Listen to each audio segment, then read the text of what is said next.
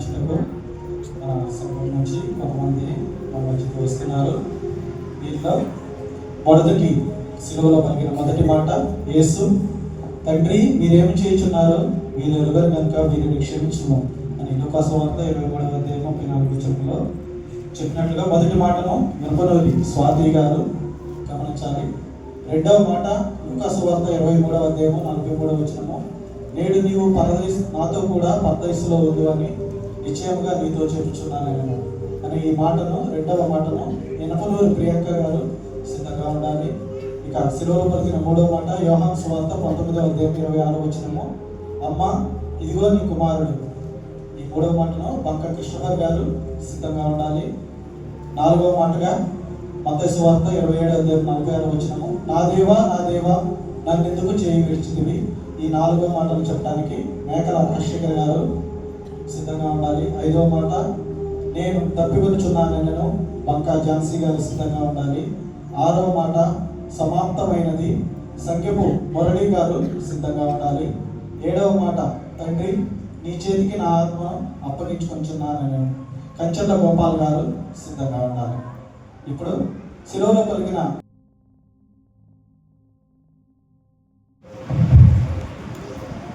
యేసుక్రీస్తు వారి శిలువలో పలికిన 7 మాటలు ఒక మాటను చెప్పడానికి ఇచ్చిన అవకాశాన్ని బట్టి, సమయాన్ని బట్టి ముందుగా దేవునికి, సేవకునికి, సంఘాలందరికీ వందనాలండి. యేసుక్రీస్తు వారి శిలువలో పలికిన మొదటి మాట తండ్రి మీరేం చేర్చుకున్నారో వీరు కనుక వీరిని క్షమించు. లూకాసు వార్త 23:34 చూసినట్లయితే సాధారణంగా మనుషులు ఎవరైనా వాళ్ళ ఆఖరి క్షణంలో వారు ఉన్నప్పుడు వారు మాట్లాడే మాటలు మీ కుటుంబీకులు చాలా జాగ్రత్తగా వింటుంటారు కదండి. అంటే మన టైంలో వారి కుటుంబీకులు జాగ్రత్తగా చెప్పడం కానీ లేకపోతే వాళ్ళకి తెలియని వివరించడం కానీ అలా చేస్తుంటారు. ఎవరైనా వర్ణించినా కానీ మనం అప్పుడు ఎక్కువగా వింటుంటాము. ఎలా చెప్పారు, లేదంటే నెక్స్ట్ క్వశ్చన్ అదే అడుగుతారు, లాస్ట్లో ఎవరితో మాట్లాడారు, చివరిగా ఏమని మాట్లాడారు అనే క్వశ్చన్స్ మనం వింటుంటాము. మరి మనుషులే ఆఖరి క్షణాలు వారు మాట్లాడిన మాటలకు మనం అంత ప్రాధాన్యత ఇస్తే మరి యేసుక్రీస్తు వారి చివరిలో ఆఖరి క్షణాల్లో ఆయన మాట్లాడిన మాటలు ఇంకా విలువగలవి కదండి. యేసుక్రీస్తు వారి శిలువలో ఆయన పలికిన మాట తండ్రి మీరు ఏం చేస్తున్నారు వీరు కనుక వీరిని క్షమించు. మరి యేసుక్రీస్తు వారు ఆయన జీవించిన జీవితం తక్కువ కాలమే అయినప్పటికీ ఆయన చేసిన పరిచర్యలో ఆయన మాటల్లో ఆయన బోధనలో మరి ఎంతమంది ఆయన స్వస్థతలు పొందారు, ఎంతోమంది మేలు పొందారు, ఎన్నో అద్భుతాలు.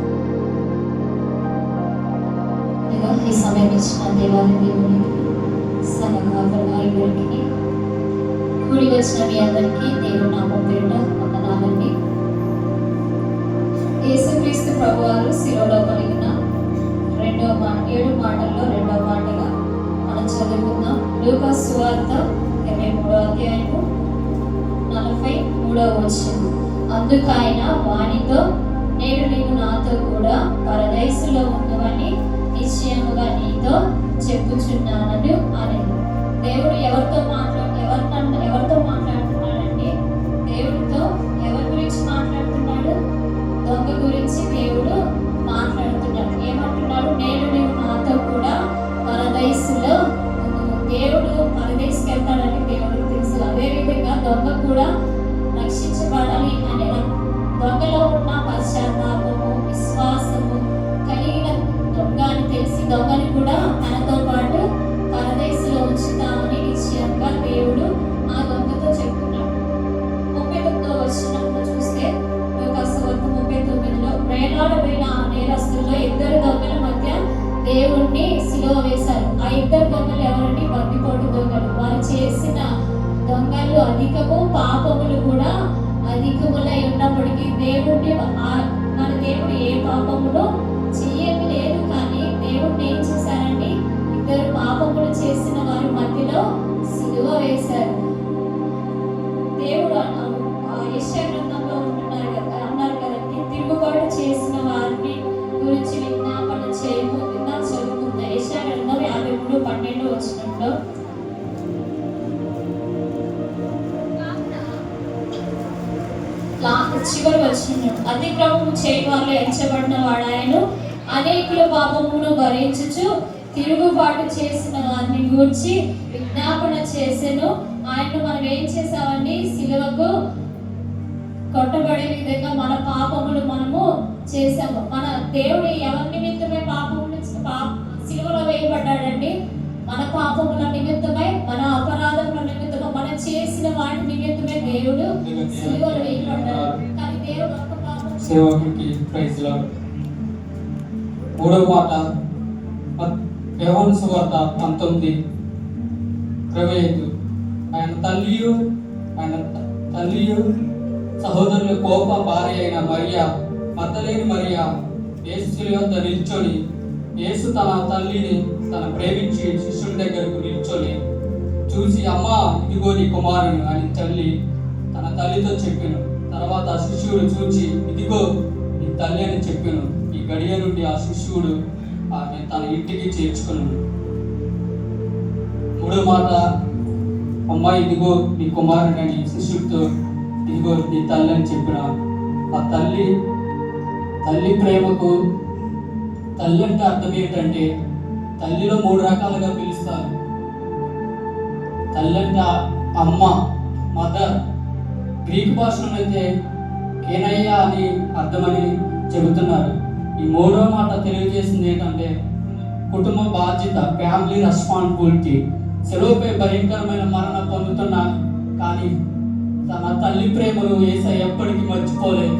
మనమైనా మర్చిపోతాం కానీ తన తల్లి ప్రేమను ఆ దేవుడు ఎప్పటికీ మర్చిపోకుండా బాధ్యత మర్చిపోలేదు. ఆ బాధ్యత కలిగి జీవించాడు. ఆ తల్లి ప్రేమ ఎంత పట్ల ఉండే బాధ్యత కలిగి జీవించాడు. తర్వాత ఆత్మ బంధం, స్పిరిచువల్ రిలేషన్షిప్. అంటే తన శిష్యుడు యోహాను తన తల్లి అప్పగించిన ద్వారా ఆమె కుటుంబ సభ్యులు సేకరించి మరియు ఒకరినొకరికి ఆదరణ కలిగించింది. ఈ సూచనని రెండో మాట చెబుతుంది. తల్లి పట్ల ప్రేమ, లవ్ ఫర్ మదర్. మరణకాలంలో తల్లి ఒంటరి కాకుండాని తన శిష్యుడైన యోహానుకి అప్పగించి ఆ సెలవులో మరణం కలిగించాడు. ఒక కథ చెప్తాను, ఒక తల్లి కుమారుడు యొక్క కథ. దేవుని గణనామానికి స్తోత్రం కలుగుగాక. ఈ అవకాశం నాకు ఇచ్చిన ముందుగా దేవత దేవునికి, నా ఆత్మీయ తండ్రికి, సకల పరిశుద్ధులకు నా హృదయపూర్వకమైన వందనాలు తెలియజేస్తున్నాను. నేను చెప్పబోయే మాట, 4వ మాట, మత్తయి సువార్త 27వ అధ్యాయం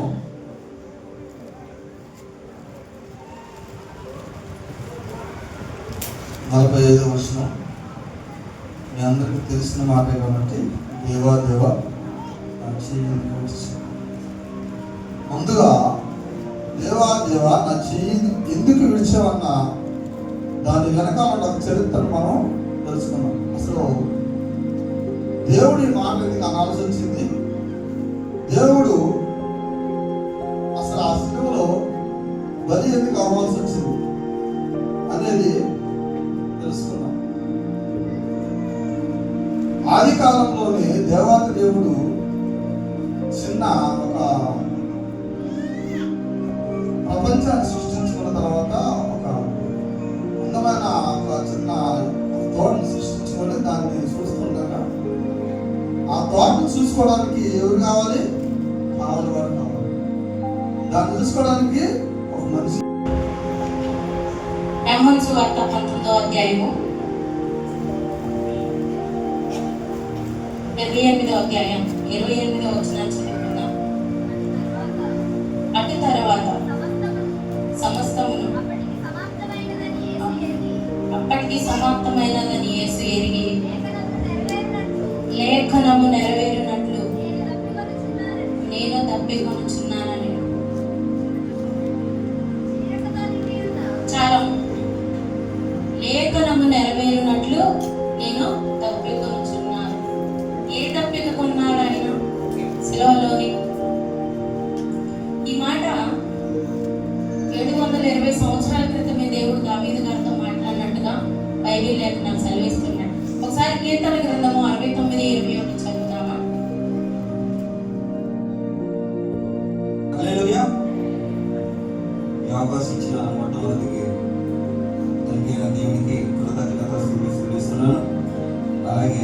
నా ఆత్మీయ తండ్రి గారికి హృదయపూర్వక వందనాలు తెలియజేస్తున్నాను. ఇప్పుడు వచ్చిన మీ అందరికి కూడా హృదయపూర్వక వందనాలు తెలియజేస్తున్నాను. యేసుప్రభు గారు శిలువలో పలికిన 7 మాటల్లో 6వ మాట నాది.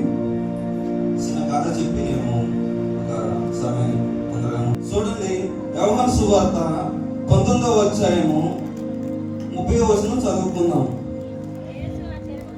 యేసు ఆ సిరుగును పట్టుకొని సమాప్తమైనదని చెప్పింది. చాలండి. సమాప్తమైనదంటే ఏంటండి? అంటే యేసుప్రభు గారు శిలువలో సమాప్తమైనదంటే అంటే శిలువలో ఆ మాట అంటే అంత అయిపోయినట్టేనా? చాలా మంది అనుకుంటాం మన జీవితంలో ఏదైనా చిన్న కష్టం రావాలని, ఏదో ఒక పనుడు పని అయిపోయింది, వాడికి దేనికి అరుగుడు కాలేడని మనం అనుకుంటాం. మన ఆత్మీయ తండ్రి గారు మన ఈ మధ్యన ఒక స్థుతి కొడుకులోని ఒక మాట అన్నారు.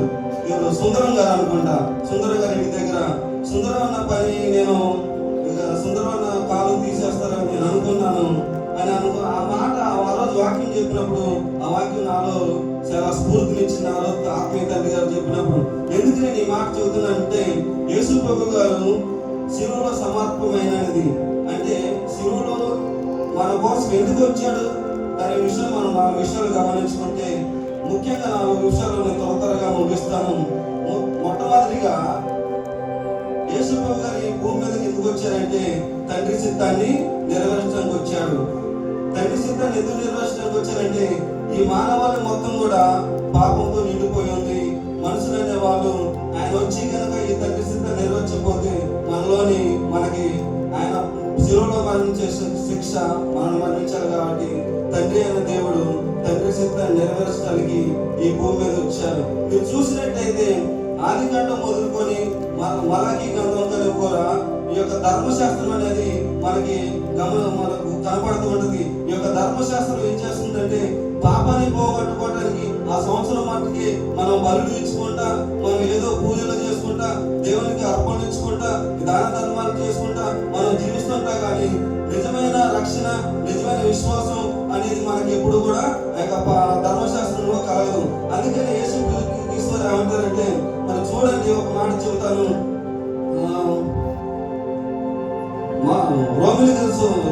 రోమా రాసిన పత్రిక 10వ అధ్యాయము 4వ వచనం చదవండి. విశ్వసించు పదవాడికి ఏంటండి నీతి కలుగుటకై క్రీస్తు ధర్మశాస్త్రమునకు సమాప్తమే అన్నాడు. యేసు ప్రభు గారు ఏం చేశారండి? మనం ఏదైతే ధర్మశాస్త్రం ద్వారా మనం బలులైతే అర్పిస్తున్నామో, ఏదైతే అర్పిస్తున్నామో వీటి వల్ల కూడా మనకి రక్షణ అనేది కలగట్లేదు. కానీ యేసు ప్రభు గారు ఏం చేశారు? ధర్మశాస్త్రానికి బదులుగా ఆయన సమాప్తమే అన్నాడు. అంటే తనకు తాను ఆయన ధర్మశాస్త్రం బదులు ధర్మశాస్త్రంలో చెప్పే క్రియలు మొత్తాన్ని కూడా ఆయన ఏం చేశారంటే, మరి ఆయన వచ్చి ఈ లోకంలో చనిపోవడం జరిగింది. త్వరగా నేను ముగిస్తాను, ఎక్కువ టైం తీసుకోను. అలాగే యోహాను సువార్త 17వ అధ్యాయము 4వ వచనం చదవండి. చేయుటకు నాకు ఇచ్చిన పని నేను సంపూర్ణంగా నెరవేర్చి భూమి మీద నేను మహిమపరుస్తున్నాను.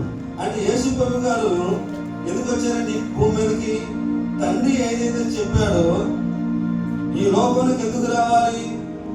మనిషి యొక్క పాపం నిమిత్తము, మనిషి యొక్క అతిక్రమ నిమిత్తము ఈ భూమి మీదకి వచ్చి ఆయన పరిశుద్ధుడిగా ఉండి తన యొక్క ఈ లోకంలో ఒక మానవుల రూపంలో వండుకుంటా ఆ యొక్క జీవితాన్ని కొనసాగించుకుంటా ఈ యొక్క శిలువలో మరణించినప్పుడు ఆయన ఏం చెబుతున్నాడంటే, తండ్రి యొక్క చిత్తాన్ని మొత్తాన్ని కూడా నెరవేర్చాడనమాట. అందుకనే మనం కూడా ఏం చేయాలంటే, సమర్పమైనది ఒక మాటని మనం ఎప్పుడు కూడా ఆ పదం అనేది ఇంకెప్పుడు అయిపోలేదండి. ఇంకా బిగినింగ్ అది ఎప్పుడు జరుగుతూనే ఉంటుంది. మనం చాలా మంది అయిపోయి కనుక్కుంటాం, ఇక ఈ పని అయిపోయింది అనుకున్నప్పుడల్లా మళ్ళీ ఏం జరుగుతుందండి? మన నూతన క్రియ జరుగుతుంది. అలాగే ఇంకొక మన సంఘంలో ఇంకొక మనిషి గురించి నేను చెప్తాను. మరి మీకు ఒక క్యాండిడేట్ తెలిసి ఉంటాడు, ఆటోదర్ సాల్మాను.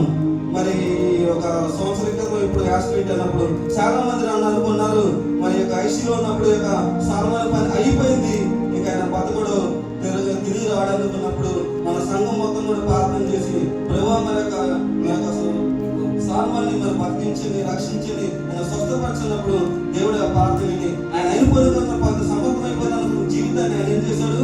నూతన క్రియ చేశాడు. అలాగే యేసు ప్రభువు వారు కూడా శిలువలో పలికిన ఒక మాట సమర్పణ అనేది. ఎందుకంటే ఈ లోకంలో మానవుడుగా వచ్చి మన కోసం ఒక శిలువలో మరణించాలి, మరణించిన తర్వాత సమర్పణ చెప్పిన మాటని ఎందుకు చెబుతున్నాడు? కేవలం మన రక్షణ కోసమే చెబుతున్నాడు.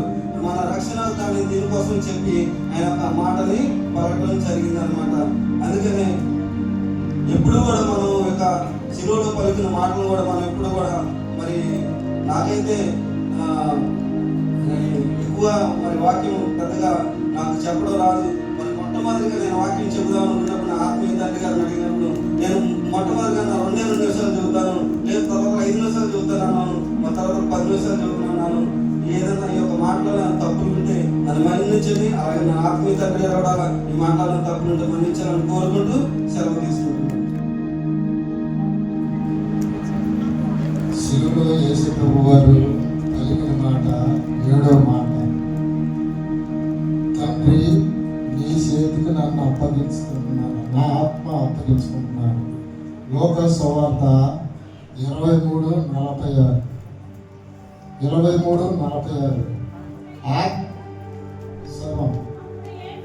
అప్పుడు యేసు గొప్ప శబ్దంతో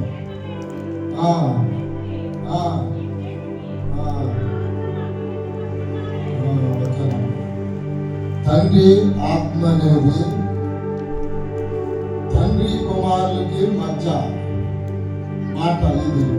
ఎందుకంటే ఈ లోకంలో నిన్ను పంపాడు, నన్ను పంపాడు, సర్వమానవుని పంపాడు. ఎందుకంటే ఆనాడు నరుని సృష్టించినప్పుడు యెహోవా దేవుడు ఆత్మ అనేది మనిషికి చాలా శ్రేష్టమైనది. ఆత్మ మనిషికి చాలా విశేషమైనది. ఎందుకంటే భూమి ఆకాశంలో నిరంతరంగా ఉన్నప్పుడు దాన్ని వేరటానికి మనిషిని సృష్టించాడు, కానీ ఆత్మని సృష్టించాడు. ఆత్మ లేని మనిషి జీవించలేడు, ఆత్మ లేని మనిషి నడవలేడు. ఎందుకంటే వృత్తివాడు చేయలేడు కదా. అందుకనే ఆత్మ అప్పగించు. ఎందుకంటే మనం ఈ లోకంలో ఉన్నాము, లోకంలోకి వచ్చాము, దేవుడి ద్వారా వచ్చాము. దేవుడి ఆత్మని సంపూర్తి చేయాలి.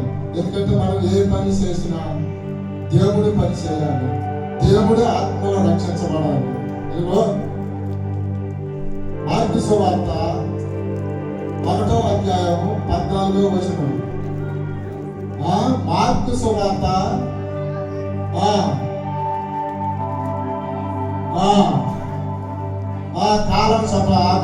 కాలం సంపూర్ణమైంది. ఎందుకంటే యోహాను గారు యేసు ప్రభు వారికి ముందుగా వచ్చాడు. ఎందుకంటే లోకంలో చాలా విశిష్టమైనది. లోకంలో నరుడికి వాక్యం అనేది ఆనాడు లేదేమో. ఎందుకంటే లేదేమో, ప్రవక్తల ద్వారా ప్రకటించారు కానీ ప్రవక్తలు సంపూర్ణం చేయలేకపోయారు. అందుకనే యేసు ప్రభు వారి కంటే ముందుగా యోహాను పంపించాడు. 1వ అధ్యాయం 1వ వచనం నుంచి చదవమ్మా.